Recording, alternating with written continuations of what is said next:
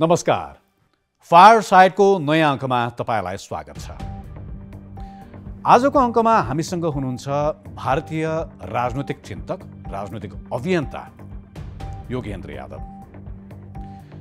भारतमा रहेर भारतीय राजनीति, भारतको सरकार, भारतको लोकतन्त्र, भारतको निर्वाचन व्यवस्थामाथि लामो समयदेखि अध्ययन, अनुसन्धान र लेखन गरिरहनुभएका योगेन्द्र यादवसँग आज हामी भारत, नेपाल, दक्षिण एसिया र समग्र विश्वमै लोकतन्त्रको आजको स्थिति, लोकतन्त्रमाथि उठेका चुनौतीहरू र लोकतन्त्रको भविष्यमाथि छलफल गर्नेछौँ।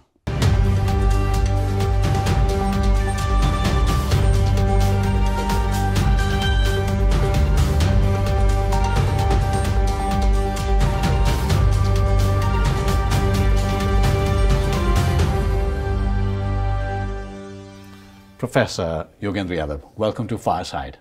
Namaskar, thank you. Thank you for accepting my invitation to be on the show. It's a great opportunity for me to talk to you on television because we have known you as a political activist in India, and also I've seen you on television interviews, and I have read you in your articles as a psephologist as well. It's been a long time you are in this activism, political activism, your incisive analysis of democracy and the electoral systems. We have been following you for a long time now. How do you find the Nepalese politics these days? I've been quite excited about politics of Nepal for various reasons. One of which was the Jan Andolan and the dismantling of monarchy. Yeah. Very few countries have taken that kind of a step. And when the people of Nepal came onto roads, that I thought, I keep saying to, against monarchy at some point. And I keep saying to friends all over that, look, that is the kind of thing democracy is defended, democracy is created by the people. We had actually, I wrote some Indian textbooks, and we used photos from Nepal to show this is what democracy is like, people on the street. That was quite an inspirational moment. Nepal struggling to make a constitution was something fascinating to watch. My friends in Nepal were disappointed. They said, this is very messy. But constitution making is messy all over the world. Yes. Constitutions and it took more than 7-8 years. Constitution is never a neat process. So I watched it with some fascination. And I also have had fascination because within India, I come from the socialist movement. Yes. Indian socialists, Lohia, Jayaprakash, yes, they always had very deep connect with Nepal. With Nepalese Congress at that time. Okay. So Nepal Congress was not connected to Indian National Congress. It was connected to Indian Socialist Party. In the time of BP Koirala and all. Koirala and Jayaprakash at this side. They were very close to each other. So I have had some interest in that sense as well. Also because one of my favorite writers in Hindi has written a lot about Nepal, Phanishwar Nath Renu. Okay. Renu has, he wrote in Nepalese as well. वो मैथिली भी लिखते थे, हिंदी लिखते थे, नेपाली भी लिखते थे। यहीं बिल्कुल पूर्णिया के थे, यहाँ के पास के। तो उनसे भी मुझे इंटरेस्ट हुआ ये सब पढ़ने में। तो ये सब मौका था कुछ सीखने का और प्रेरणा लेने का, क्योंकि मैं इंडिया में कहता था कि देखो, हम इंडियन लोगों को डेमोक्रेसी के लिए स्ट्रगल नहीं करना पड़ा, हमें देश की आज़ादी के लिए स्ट्रगल करना पड़ा, लेकिन आज़ादी के बाद डेमोक्रेसी मुफ्त में मिल गई. But still, India is celebrated as one of the biggest democracies in the world. It is. There are certain things beautiful about Indian democracy because India democratized the idea of democracy. You see, India se pehle. That's interesting. Democratized the idea of democracy. Because in Europe, You see, in Europe, democracy did not come in one go. Democracy came in small homeopathic doses over 2 centuries. And everyone in Europe believed that it is a dangerous thing. If you give democracy, then poor people will run away with it. So, in Europe, they released in small doses. Bits and bytes, and it evolved. Bits and bytes. And when democracy came, in the rest of the world, people did not believe that democracy can come to other parts of the country, of the world. You know, because they thought only rich and very educated people can run democracy. ये उनका शोषा है. हम लोगों के लिए थोड़ा, ये गरीब लोगों के लिए, बाकी दुनिया के लिए. It is only when India became democratic that people in the rest of the world started believing that, okay, the world can become democratic. So India has deep, and the second big contribution of India to democracy is that before India, everyone thought that diversity is a problem. If you have diversity, then you cannot be democratic. Because European history is an example of that. Wherever you have diversity, they create a different nation. It's a history of bloodshed. Yes. But India showed the world that we can be truly diverse and remain one nation and remain democratic. So that is India's contribution. But my only fear is, I mean, I say all this with some hesitation today, because today's India is not a model of that. We will be talking about the democracy in India, democracy in Nepal, and in South Asia, in the global arena. But where I wanted to start with was, you have stated after the Lok Sabha election of India, we have honesty written about this, and I have that excerpt, that this election was an extraordinary personal journey for me. You have stated that it has been a journey of loss and recovery of faith, a faith in democratic politics, a faith in the abstraction called the people. Can you please elaborate? Thank you very much for reading. लोग आमतौर पे पढ़ते नहीं हैं. आपने पढ़ा, शुक्रिया. You know, the fact is that before this Lok Sabha election in India, everyone like me who believed in constitutional values, who believed in a vision of a secular India, a vision of diverse India, we were very disappointed, very disheartened. और सब लोगों को लगता था वो आएगा तो मोदी ही. This is what all the TV channels were saying. And everyone believed that now there is no choice, there is no hope, that India has been handed over to majoritarian politics, non-secular politics, and constitution will be changed and so on. So it is in that mood that I started a journey. I actually traveled during 24 election. I traveled to lots of places and spoke to very ordinary people. My rule was, don't speak to any journalist, don't speak to any neta, no leader. Just speak to very ordinary people. And I went and asked them, what do you think is happening in the country? Is it good? You know, at that time, if you remember, in India, opposition leaders were being put in jail. Yes. I asked people, is this a good thing? Even BJP voters said, na, ye to theek nahi hai, aisa nahi hona chahiye. I asked people, you know, about what is being done and said about Muslims. Is that true? Do you feel so? I asked people about corruption. I asked about their own life. And I asked people about democracy. You know, will the country remain democratic? Do you think this is the right direction to go? And by the time I came back with a lot of hope.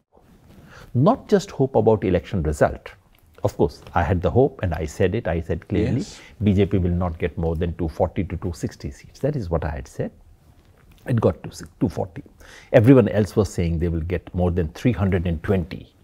And as a coalition, 400 par and so on. My sense was that that was not happening anyway.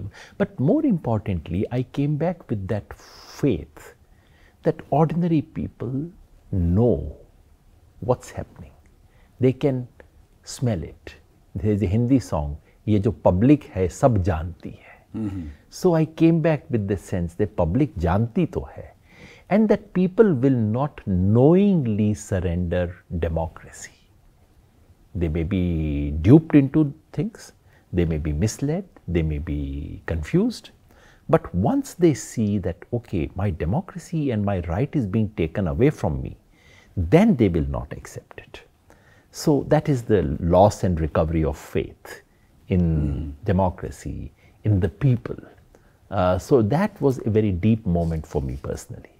But still, the opposition parties in India, let's not stick into India only. We can talk about Nepal, or we can talk about overall South Asia, or we can even talk about the globe, the world. What they say is democracy is dying day by day, and democracy is not getting the charm. It's not that appealing to the new generation as well. It's not much fruitful to the people because it hasn't given the prosperity, it hasn't given the happiness to the people in the ground, the minorities.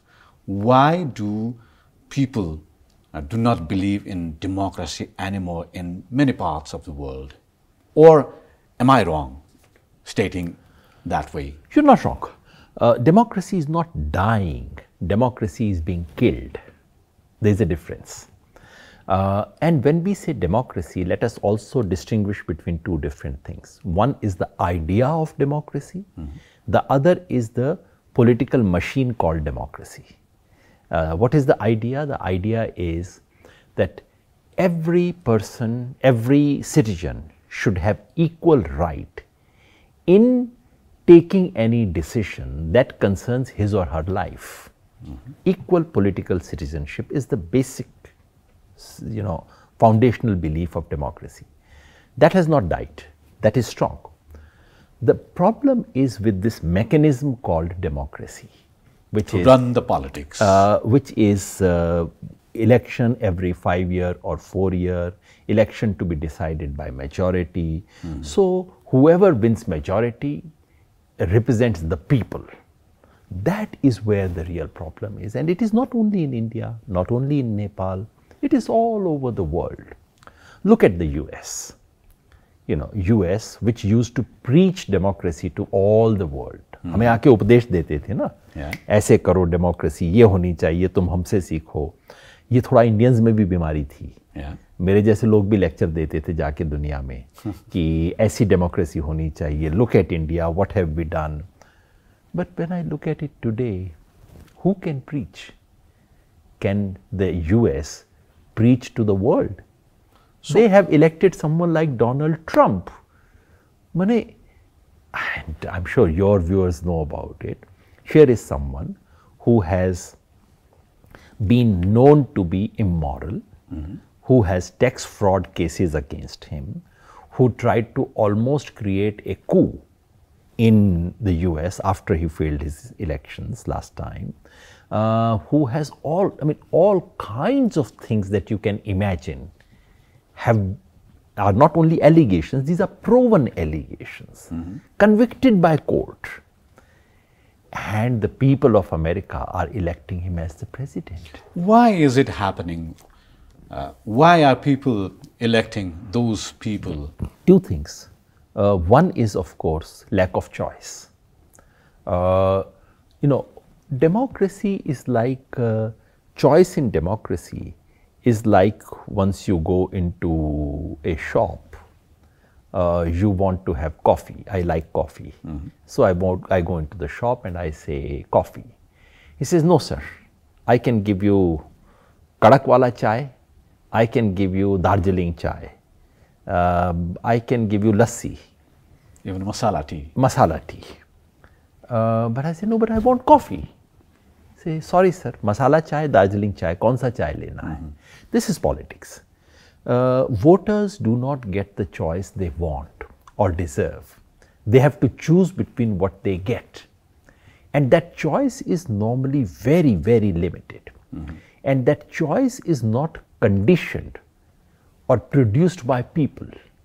That is produced by capital, by media. Money and media and powerful people behind curtains. With the muscles. With muscle, more than muscle, it is money. The control, I can't say about Nepal, but about in India, muscle politics has now reduced. Pure gundagardi and arms and banduk, goli banduk, that has now gone down. It is money. Money which takes two forms. One is money as money, second is money as media. These two things really control. Tell me, what is the process? We talk about the governments, democratic governments are in the control of corporates, moguls, or let's say big industrialists. How does a democratic government get in control of those businessmen or the people who have money? Or let's say, if we talk about India, Modi government is alleged as being the goatee of Adani or Ambani's. Why does it happen? How does it happen? It's a very big question, and it's a global question. Start with America. Trump. Who is Elon Musk? Everyone knows who he is. Everyone knows the support. Incidentally, the Democratic candidate was also supported by big corporates. Yes. It's not, Kamala Harris was not free of this. Big money really controls politics. You are right to say in India, absolutely, Gautam Adani and his presence, his shadow on this government is more than that of Elon Musk on Donald Trump. This is not new. One part is not new, which is, when I was growing up in India and we were socialists, so we used to say, Tata Birla ki sarkar. Those days it was Tata Birla. Now it's Ambani and Adani, but there's a difference. In the earlier days, there was a relationship between parties, and parties would rule. They would take some favor from the companies and big capital, and they would return some favor. Len den ka rishta hota tha. Ab partnership hai. You see, today it's really a partnership government where big corporates are in league with. It's not the government only of a political party. So we can assume, or let's say we can conclude as these political parties who have come to rule the nation, or let's say if they are in the government, they are getting partnership with the business people or industrialists, and they are not doing actually politics, but they are making money, they are doing business. They are running industries. I don't know about Nepal politics, but I'll give you some idea of Indian politics. We have assembly elections are going on in India. I was in Maharashtra and talking to ordinary candidates, getting a sense of what's happening. And I asked everyone, what is the amount that each candidate will spend? Each candidate in one assembly constituency, not parliament. Parliament is very big. Assembly constituency, Maharashtra has 288 assembly constituency. So I checked with many people, what is the amount which will be spent individually by both the big candidates. Small candidates who don't matter are different matter. In Maharashtra, the expenditure is anything between 20 to 40 crore rupees. Take 25 crore Indian rupees. Oh my God. By one candidate. Second fellow will also spend 25 crore rupees. Or even more. And the remaining 5-10 put together will also spend some 25 crore rupees. So some 75 crore rupees are being spent by the candidates. Put on it the expenditure by parties, for which there is no legal limit. Enormous spend. So where would that money come from? Who would spend 100 crore Indian rupees for one assembly election? So obviously, it comes from industry. When we talk about democracy, the election is the basic, fundamental component. When election is being the game of money, what are we getting from that election? The answer is very obvious. I believe in Nepal also, one of the former prime ministers said it quite openly. Who is the person, show me one political leader who does not get money from these industrialists or who fights election with clean money. That is the effect all over. So what is happening really is that the menu available to you is already, so you are getting into a hotel, you can choose what you want to eat, but you cannot choose the menu. Menu will be decided by someone else. So in the US, big corporates have given you two choices. There is Donald Trump and Kamala Harris. Donald Trump, I've told you everything about him. Kamala Harris, zero political conviction, no good record of public life, speaks smartly but complete vacuous. So you have choice between these two. So in that how sense, do we reverse this process? How can we ensure that a citizen or a voter gets the opportunity to elect the proper candidate who can voice their rights or who can work for them, the minorities and all? The answer will come from some kind of people's movement, getting people together, getting them on the streets, mobilizing, communicating with the people. For example, in this election in India, the entire media was with Mr. Modi. Money, they had enormous money. The opposition had, I mean, it was the whole, it is like two teams, one team playing with 9 players, the other team playing with 15 players. Even the election commission was partisan. But the opposition could go to the heart of the voters and say, galat ho raha hai, and they could do something. But of course, that opposition is already fairly limited. But in India, something interesting is happening. Rahul Gandhi, after a long time, some mainstream politician has actually started talking about Adani. No one spoke about it in India. There was this quiet understanding that no one will talk about. Everyone knows what is happening, but no one talks about it. I'm sure there would be something similar in Nepal. But Rahul Gandhi actually started talking about it. And once he started talking about it, he openly said, "Ye Modani ki sarkar hai, Modi Adani ki sarkar hai." You were one of the part of the this Yatra. Bharat Jodo Yatra. Yeah. I traveled in that Bharat Jodo Yatra, and to my mind, the two big achievements of that Yatra were in a situation where the entire country was communally charged. There was such strong anti-Muslim propaganda. In that situation, the Yatra said, "Mohabbat ki dukaan." It spoke about love, which to my mind was a revolutionary act in that time in India. And second, it is during that Yatra that Rahul Gandhi started speaking about Ambani and Adani. For the first time, corporate sector, corporate control of politics was spoken about. So to go back to your question, to my mind, the only possible answer is to mobilize the people, bypassing the big parties, going to the people and generating, because people don't like it. But still, there is a question in that kind of movement. For example, you also participated in that Bharat Jodo Yatra. The question was, will Rahul's current political practice help to advance democracy, or will it just flourish or add some value, add some credibility to Congress I party? That was the question. And still, we also practiced some kind of movement in those 40 years. We had two big movements, People's Revolution in 2062, and we had back in 2046. But still, we are crying for, we are craving for democracy, and we are cursing the political parties, whoever are in the government or are in the opposition. They are not practicing actually the way they should have practiced. Absolutely. So my answer is that, if you want to clean your house, you clean it one day. And then you don't clean it for 10 years and you say, my house is so dirty, I had done cleaning. भैया एक बार झाड़ू लगाने से काम नहीं होता, रोज सुबह उठ के झाड़ू लगाना पड़ता है घर में. Politics is like this.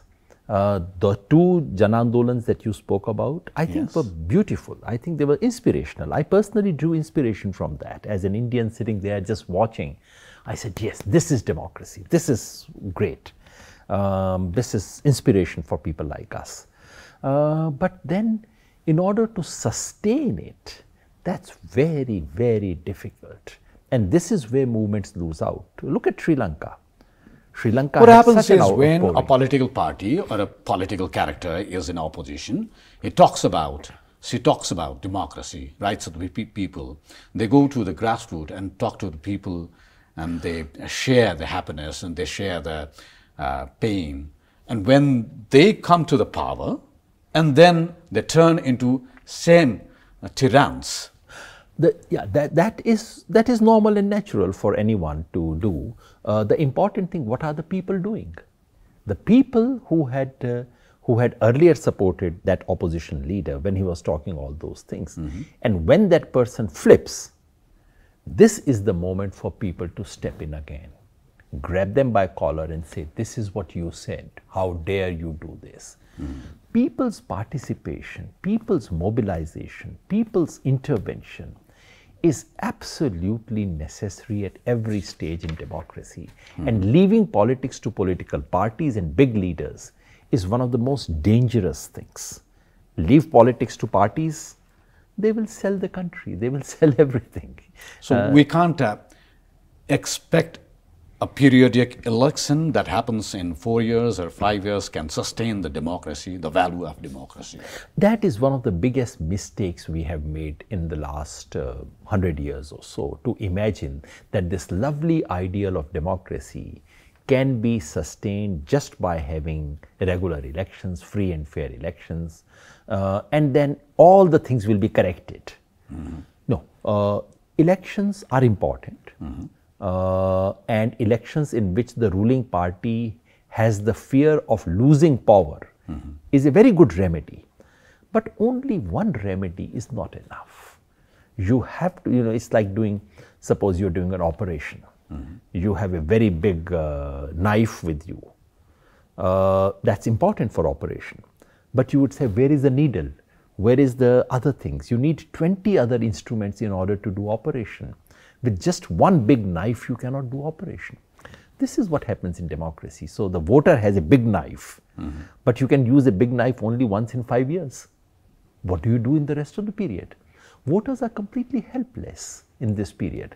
And that is where social movements, political organizations, and media play a very important role.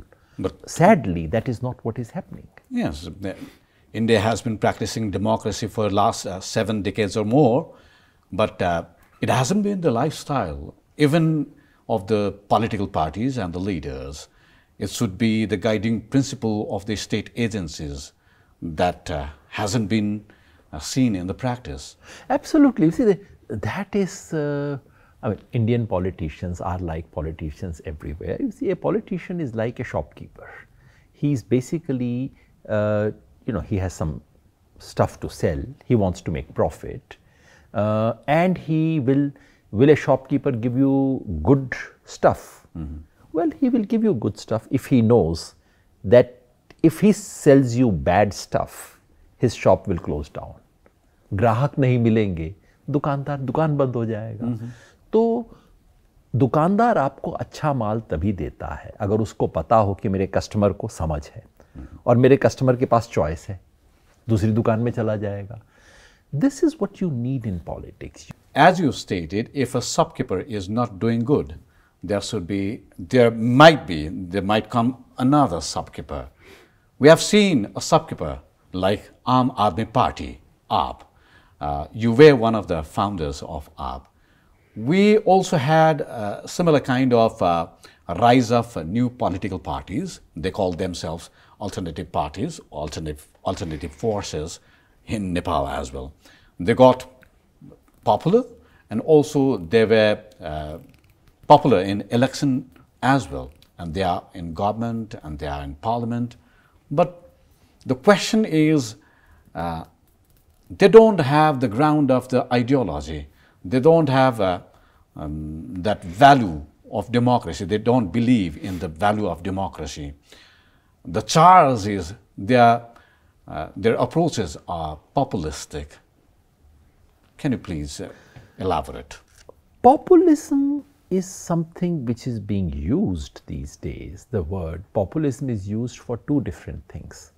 One is the word populism is used for political parties that promise welfare to ordinary people, make somewhat big, outlandish promises to people about welfare. Second, the word populist is also used for political parties that use certain caste or communal appeal. Let's focus on the first this time. I personally do not object to that. You know, that populism is part of democracy. You go, for example, in India, political parties say, okay, we will give you free electricity. We will give you, women will get free ride in the buses. Free drinking water. Free drinking water. I find nothing objectionable about that, you know. Let them offer it. Let the public decide. As long as you make this open, transparent offer, as long as people get to choose, and then you implement it, you know, I don't see a problem. You know, there's a lot of discussion in India about it. They say this is revdi politics, this is, you know, handouts and so on. And I always say, when the government gives billions of rupees to big corporate houses, no one complains. No one even reports. Media channels don't even report it. But when they give tiny amount to the poor, everyone says populism, populism, my God, there's a problem. Why? The problem that you mentioned, new parties come up, they make promises. It is true, and new parties coming up is actually not a bad idea. It's actually, that's fair enough. It cleans up politics somewhat, but they do not manage to clean it for a long time. Yes. Aam Aadmi Party, of which I was a member. In the beginning, Aam Aadmi Party came like a breath of fresh air in Indian politics. A lot of people came for the first time, they started entering politics. A lot of ordinary people got excited about politics for the first time. Now the important thing is that new party has to remain a party with a difference. Aam Aadmi Party started, and just the pressure on any political party to follow the standard route is so much. The same thing happened in Aam Aadmi Party. And people like me and Prashant Bhushan said, no, but we were meant to be different. This is not what we were meant to do. We were pushed out of the party. And you said in 2017, I guess, the AAP leadership is on the path of self-destruction. We don't know which will come first, the murder or the suicide, but either way, both are detrimental to democracy. That's true. I wrote all that 2 or 3 years after coming out of Aam Aadmi Party, because on the one hand, BJP government, BJP central government, has made every possible effort to not allow the Aam Aadmi Party government in Delhi to function. They change the law, they go to court, they do all. So basically, the government in Delhi of Aam Aadmi Party cannot take any of the major decisions. So BJP and attempt to also put their leaders in jail and so on. So that's murder. At the same time, the decisions being taken by Aam Aadmi Party's own leadership, they were so much at variance with what they had promised to the people. So that is what I call suicide. And this is a real challenge for any new force in politics. How long can you remain new and fresh? And how soon will you start making compromises to the nature of the political establishment? आम आदमी party के साथ यही हुआ, वो politics को बदलने के लिए आए थे और पॉलिटिक्स ने उन्हें बदल दिया. That's what वो खुद बदल गए. खुद बदल गए जी.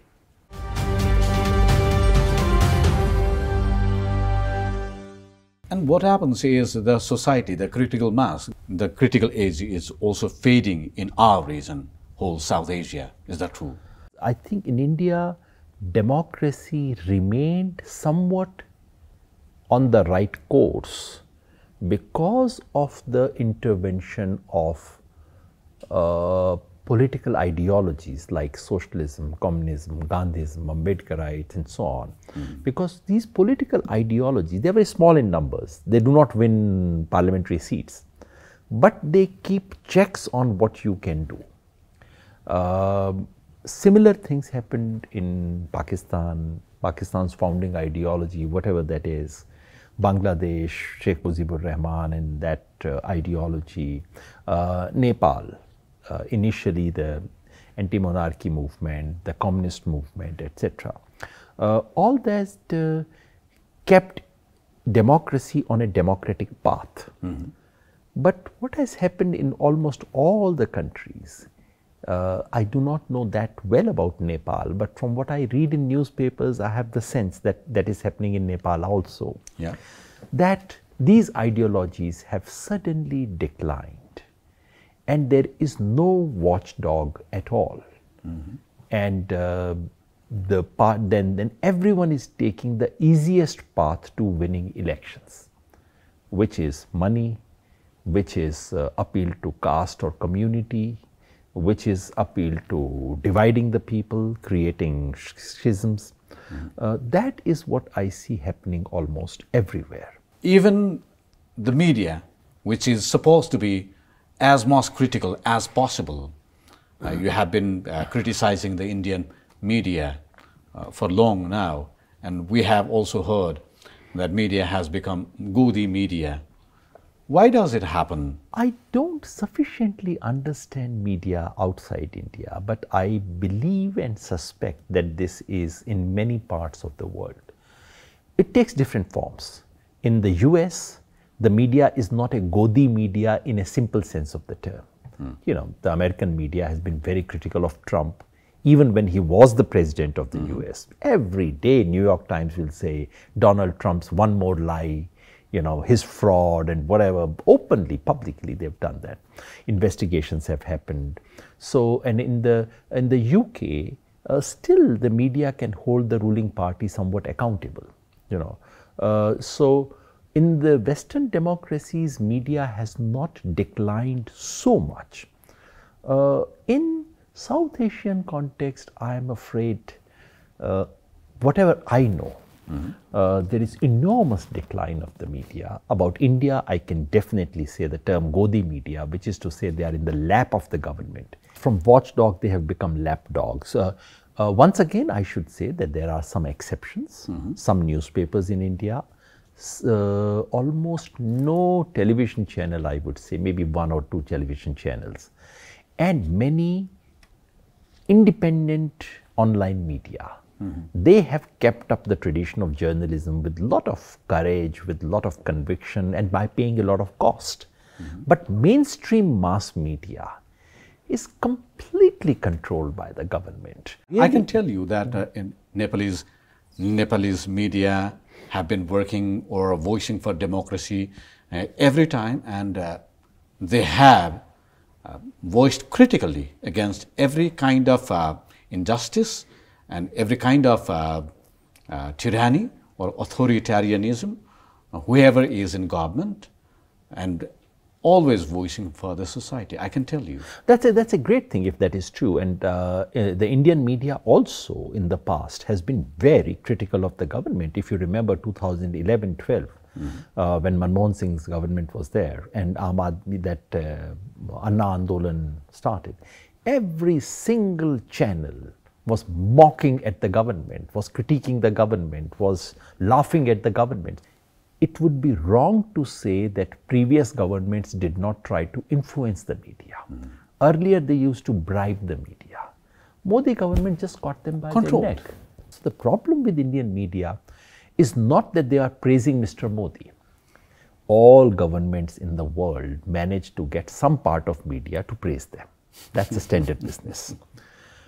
They bribe the media. That's all. That happens. It's bad, but it happens. What Modi government managed to do is that they got the media to attack the opposition. This is the peculiar thing about, all over the world. Now, when after Lok Sabha election, the opposition have grown little powerful, has it changed? Do you see any hope? Some things have changed in India. The opposition has found voice. Within the parliament, suddenly we have a very alive parliament. There are contestations, slogan shouting. I don't mind it. All this is all right in democracy.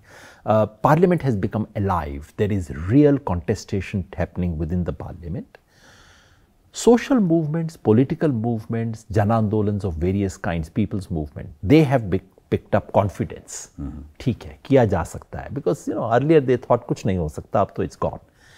That has improved. So can we conclude that for the flourishment of democracy, we have to have the powerful opposition in the parliament and the society? Absolutely. Without opposition, what is democracy? If no one can get up and say you are wrong, what is democracy then? And about media, someone said that news is only that which the powerful do not want to be published. Yes. The rest is public relations. Advertisement. Advertisement. I'm afraid much of what Indian media is doing right now is just advertisement. There is no news in the news media. Let me talk about that reform in the electoral systems you have been advocating for long in India. Can you tell us something about your idea? What is the reform you have wanted for long? When we start discussing electoral reforms, it's a very funny thing. We sit down and say, is this a nice medicine? Is this a powerful medicine? This is a good medicine. No, that's not the way. First of all, say, what is the disease? And then say, is this an appropriate medicine for the disease? And if you only look at the medicine and say, it is nice medicine, is it good, are steroids powerful, do they have side effects? No, first of all, tell me what is the disease? The real problem right now in democracy, in Indian context I keep saying it, but this is all over the world, 2 or 3 things. One is simply concentration of political power in the hands of executive. Too few people take too many decisions. In India, the idea of governing the whole of India from New Delhi. Sitting in Delhi, what do you know about what's happening in Bihar, in Uttar Pradesh? So one is concentration of power, and the remedy is decentralization. How do we ensure that less and less decisions are taken in New Delhi, more decisions are taken in Patna, and even more decisions are taken in Darbhanga, in Purnia, in Bhagalpur, in Gorakhpur, and so on. That's one major reform that needs to be done. That's a huge, big thing. India did take a very important step by 73rd and 74th Amendment in the same direction. But unfortunately, the spirit, both these amendments in India were about giving constitutional powers to panchayat and to local bodies. But the spirit of that constitutional amendment was not quite followed. So that's one kind of reform that I have been advocating. The second thing that I have been talking about is money. The role of money in politics is absolute. It has reached a point where it has become a joke now. If you want to stand in election tomorrow, you have zero chance. Yes. Yes. Similar kind of thing is happening in Nepal. So we want the minorities in the politics, and we want them to be in power so that they can ensure the rights for the people of minorities, or let's say marginalized group and communities. Systems should be like they can come into the politics and rule for themselves. That's a very good idea. Politics of presence, which is to say, if you have a parliament of all men and say, we will look after women. No, sir. Let women come. Let them decide. Same is with minority, ethnic minorities, linguistic minorities, religious minority, marginalized sectors, Janajati, Dalit, everyone. And, in one sense, from whatever I know about Nepali politics, in the last 10-15 years, these issues have come up. The issue of Janajati, of Dalit, of other minorities is being raised, which I think is a very, very positive development. So that is a second major reform that is needed about ensuring that all groups are presented. But my focus has been, and I've been again and again saying, the real problem is money and media. These are the two central issues. Unless you address them, the rest is of no use. And I have been very strongly advocating the idea of state funding of politics, not just elections. And I'm saying every I wrote about 15-20 years ago, now the rates have changed, but I said every political party, depending on the votes they have secured, give them 100 rupees per vote in their account, white money, and allow them to spend it on anything they want. From the fund of the state. Yeah, government should pay this money, and this is not a very big expense. And I had shown that the entire expense, public funding of political parties, will be smaller than one corruption scandal. One corruption scandal has more bribe than public funding of elections. Professor Yadav, I had a long list of questions. So we can't deal all those questions as I'm running out of time. But still, there are a few specific questions. Maybe our audience also like to know from you what you say, your point of view. What would be the future of Narendra Modi in India in next 5-10 years? For the first time, I see Mr. Modi is being questioned. Mr. Modi's magic is beginning to wane. It has not disappeared, but it is beginning to wane. And it depends on what the opposition does. So it's not merely about what Mr. Modi does. It is also what do others do. If Rahul Gandhi emerges as a stronger and credible politician, then Mr. Modi's charm will go down, definitely. It is on its way down. How fast will be the way down is the only question. And that depends on what the opposition does. Next question is, how do you think democracy will evolve after January 2025 when Donald Trump resumes office? I think we tend to take America too seriously. There's one very nice thing that has happened because of Mr. Trump's coming to power, which is no one can lecture us about democracy. If American comes tomorrow and tells me, do the democracy this way, I can say, go back home, you improve your democracy, don't give me lectures. And you can say the same to me, which is very nice, I think. Mr. Trump's tenure is going to be turbulent. He is known to be unpredictable. He is known to be whimsical. And US internal politics will be very whimsical. Will it change the world? I don't think so.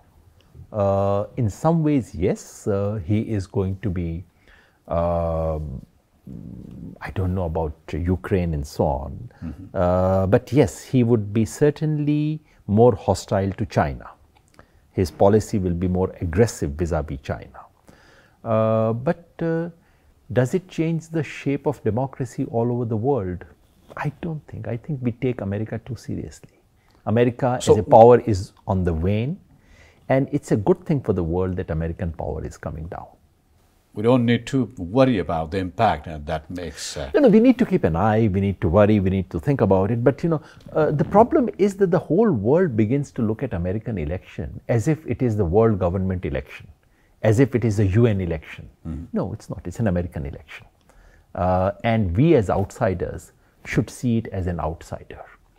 When Obama got elected, a lot of people had enormous hope. And I mean, I personally am absolutely charmed by Obama. I think he was one of the finest intellectuals of America. Among American presidents, he would rank as one of the finest intellectuals, decent human being, charming person.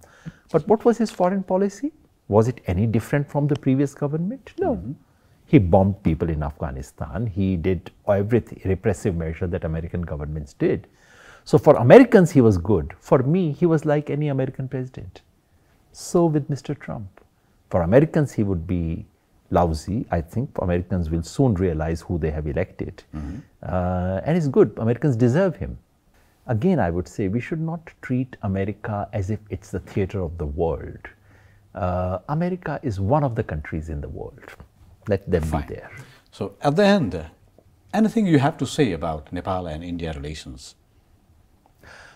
I'm concerned as a citizen of India, as a citizen of South Asia. I'm concerned about the negative turn that India-Nepal relationship has taken, not just now, for many years, ever since... It's been decades. Yeah, it's almost a decade now, ever since that situation which in Nepal was perceived as blockade. Indian government denied it. Some Nepalese political parties also think it was not a blockade from India's side. There's a contestation. But the fact is that it was perceived and seen in Nepal by a very large number of people And as was India blockade, choking as them. I say as well. Yeah, as Indian government choking them, as blockade. That is a wound in Nepali memory. And as an Indian, I would like to that wound to be healed. And that can only be healed. And that wasn't the first time, that was the third time. Yeah, I mean, as I said, over the years, you see, when I was growing up, I've grown up in a atmosphere where Nepali politics and Indian politics were very integrated, where Indian leaders, my heroes like Jayaprakash Narayan, Koirala was not only his friend, he was also a political comrade. Yeah. They would not say your country, my country. They said our countries. How do we take them forward? This is where I have grown. And to now see the situation which has come to this stage is very painful. I think it needs to be addressed. As an Indian, I would say, in South Asia, and this is not just about Nepal, what's happening vis-a-vis Bangladesh is very painful. What's happening with Maldives, what's happening in Sri Lanka. Pakistan and China, of course, have always been strained relationship with India. I say this in India too, and I would say this here. In a subcontinent, the first responsibility lies with the biggest country. India is the biggest country in terms of size, population, economy, and military might. So the first moral responsibility resides with India. And if one neighbor has a problem with Indian government, I can understand, you know, one or the other always has some problem. But if all of them have a problem, yes, then as an Indian, I should sit back and say, am I doing something wrong? That's first. Second, I would say, let us not see relationship between India and Nepal as the relationship between Nepali government and Indian government. There is relationship between you and me. yes. So Relationship between the people of India and people of Nepal, which is a very, very close relationship. रोटी बेटी का संबंध है हमारा, तो border नहीं है. पूरी दुनिया में ऐसा example नहीं मिलेगा आपको open border का. So in a situation where we have open border, we also need to have open heart, yes, and open mind. From both sides. From both sides, yes. And as I said, normally, if I'm looking at any continent in the world, if US has tension with all its neighbors, then I would say you are the largest country. And you have You should look at it. You have a responsibility. I would say that to the US. And don't play big brother game. Absolutely. You know, the beauty is, and this is something I keep saying in India. I'm not saying Indian government is playing big brother, etc. Some Indian bureaucrats have this temptation, you know, to play. When America does it, we say, who are you? Why are you doing this? But when we do it in our neighborhood, we think it's all right, you know, we can do it. I think as a principle, this is something we should do. I mean, you know, as a Democrat, as a Republican, as someone who has believed in equality, I would say in the world, equality is not only about people. Nations, countries, their government should also be treated equally and respectfully. Something has gone wrong in the relationship of Indian government with many neighboring states. In Nepal politics, India becomes such an important issue.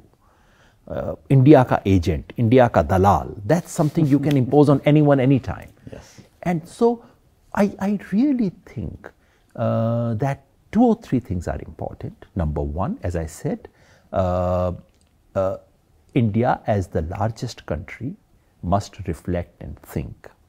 Number 2, we should find ways to ensure that you and I do not look at each other through the lens of our governments. You are not the government of Nepal, and I'm not the government of India. You know, I can still, if my government is lying, I can say they are lying. If your government is lying, you can say jhoot bol rahe hain. You know, you and I can still be friends, even when our governments are not friends. And there also is a very important responsibility of media, because most people consume foreign policy through the media. The way media presents it is what looks like the truth. Domestic politics, people still question the media. Foreign policy, they say, हाँ ठीक ही बोल रहा होगा, whatever. And I see on both sides, there is a tendency to play up the differences. Indian media mostly publishes about Nepal what is given to them by Ministry of External Affairs. This is Foreign Ministry's view of Nepal. This is not India's view of Nepal. I see a similar tendency in Nepal as well. You know, that is what needs to be questioned. There was a time when we understood each other, not through Delhi and Kathmandu's eyes. That is where our responsibility lies, in media, also in people-to-people contact, our writers should meet, there was a time when Renu wrote about, as I said, Phanishwar Nath Renu, he wrote about Nepali movements. He did not write as an Indian citizen writing about Nepal. But as a writer? As a writer, as a human being who did not think that Nepal was a different world which was there, not mine. No, no, no. He thought it was mine. He wrote it as if he was a Nepali citizen. That is what we need to recover. That great legacy that we have is what we need to recover. On that note, we'd like to close this episode. It was interesting listening to you. Thank you so much. Thank you so much. Thank you very much.